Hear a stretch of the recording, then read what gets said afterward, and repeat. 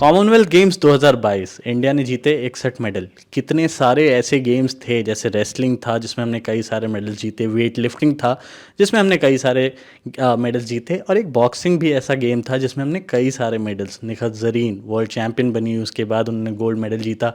Neetu घंगस national champion, उसके बाद gold medal जीता। ऐसे ही मेंस डिपार्टमेंट में अमित पंघाल का नाम हम बार बार सुनते आए हैं। विजेंदर सिंह ने जिस चीज़ को स्टार्ट किया था 2008, 2005, 2006 के बाद से, उस फ्लैग बियरर को आगे बढ़ाया है अमित पंघाल ने। हमारे साथ आज अमित भाई हैं। अमित भाई, बर्मिंघम 2022 एक्सपीरियंस कैसा रहा?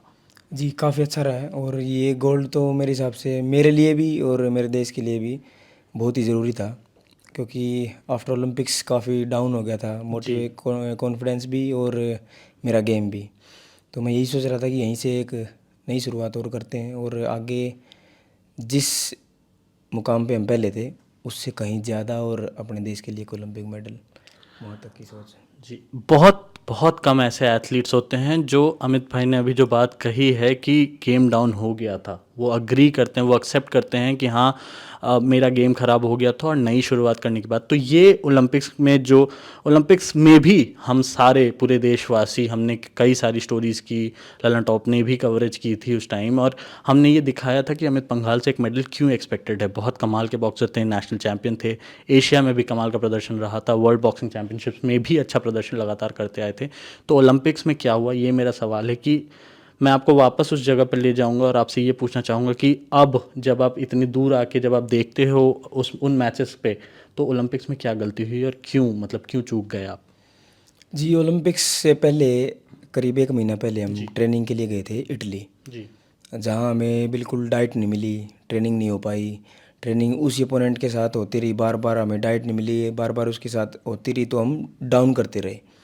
और उसको अपोनेंट को इतना कॉन्फिडेंस मिल गया, हमारा कॉन्फिडेंस डाउन होता चला गया, क्योंकि हमें डाइट नहीं थी अच्छी, प्रॉपर डाइट नहीं होगी तो अच्छी ट्रेनिंग नहीं होगी, अच्छी ट्रेनिंग नहीं होगी तो हम कैसे भी अच्छी ट्रेनिंग नहीं कर पाएंगे, कॉन्फिडेंस लेवल हमारा हाई नहीं होगा।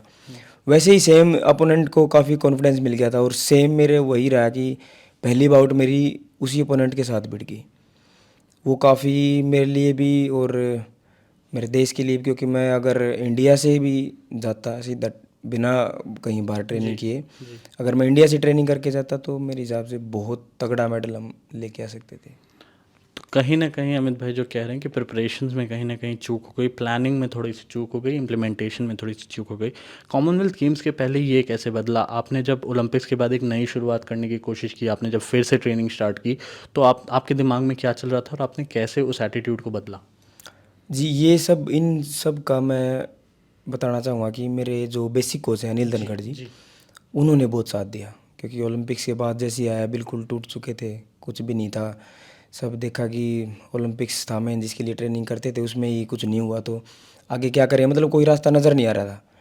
तब मेरे बेसिक कोच ने मुझे मतलब सुबह से उठाने से लेके क्या क्या खाना है, किस टाइम रेस्ट करना है, किस टाइम हमें क्या प्रैक्टिस करनी है, हमें बिल्कुल स्टार्ट किया, जब बिल्कुल स्टार्ट से किया था। मतलब हमने ट्रैक के 2 राउंड लगाए, बस वार्म अप किया, हल्का फुल्का और हल्की फुल्की हमने शैडो की थी। इतने से स्टार्ट करके हमने वापस उसी लेवल तक वो हमने ट्रेनिंग अपना बेसिक अपनी फिटनेस वहीं तक हम लेके आए हैं। तो इसमें मेरे बेसिक कोच का बहुत बड़ा हाथ है वापस यहाँ तक लेके आने के लिए। बॉक्सिंग आप में से जो लोग फॉलो करते हैं, मैं उन्हें बता देना चाहता हूँ कि हम लगातार कॉमनवेल्थ गेम्स देख रहे थे और हमने देखा कि अमित ने अपनी टेक्निक में भी काफ़ी चेंजेस किए हैं। पहले जो एक रेजोल्यूट डिफेंस देखते थे, वो अब काफ़ी मूवमेंट हो गया है। ऑपोजिशन को पहले एक राउंड क्या, पहले कुछ सेकंड्स पहले 1 मिनट तक जज करते हैं, उसके बाद उसके मूव्स को समझने की कोशिश करते हैं, और उसके बाद कमाल की अटैकिंग गेम खेलते हैं और उससे ऑपोजिशन को हराते हैं। तो टेक्निक में आपने कितना बदलाव किया है ये गोल्ड मेडल जीतने के लिए? टेक्निक्स में काफ़ी बदलाव किया, क्योंकि ओलंपिक्स में मैं पूरा डिफेंसिव खेला था। जी। हालांकि मेरी जी। टेक्निक वही थी, जी, बिल्कुल। मैं वही खेलता था, लेकिन इसमें थोड़ा सा हमने फॉरवर्ड जाने के लिए भी ट्रेनिंग की है उसके बाद, क्योंकि एग्रेसिवनेस ऐसे गेम में बहुत ज़रूरी है। हमने ये थोड़ा बदलाव किया है। तो अब आगे चलते हुए क्या हम अमित पंघल जो 2.0 हम देख रहे हैं, क्या हम पेरिस ओलंपिक्स और उसके पहले जो एशियन गेम्स है उसमें क्या हम अमित पंघल का वो पुराना डिफेंसिव रूप देखेंगे कि अब डिफेंसिव में आप ज़्यादा डिफेंसिव मोड में खेलेंगे और उसके बाद जब मौका मिलेगा तब अटैक करेंगे, या कि ये जो नया वर्जन है आपका, यही हमें आगे भी देखने को मिलेगा? जी बिल्कुल, ये तो एक बॉक्सिंग ऐसा गेम है कि अपोनेंट के हिसाब से भी हमें खेलना पड़ता है। बिल्कुल। उसको देखते हुए, लेकिन जो मेरी स्ट्रेटजी अभी नहीं रहेगी वो यही रहेगी कि थोड़ा हमें एग्रेसिव होना है, थोड़ा आगे चलकर हम खेलेंगे और अपोनेंट के ऊपर प्रेशर डालेंगे।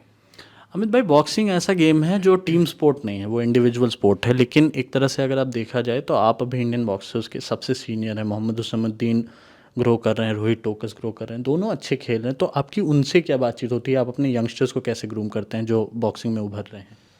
जी, सबका अपना एक गेम सेंस होता है, अपना एक बेसिक होता है कि वो कैसे खेलते हैं, कैसे उनका क्या है।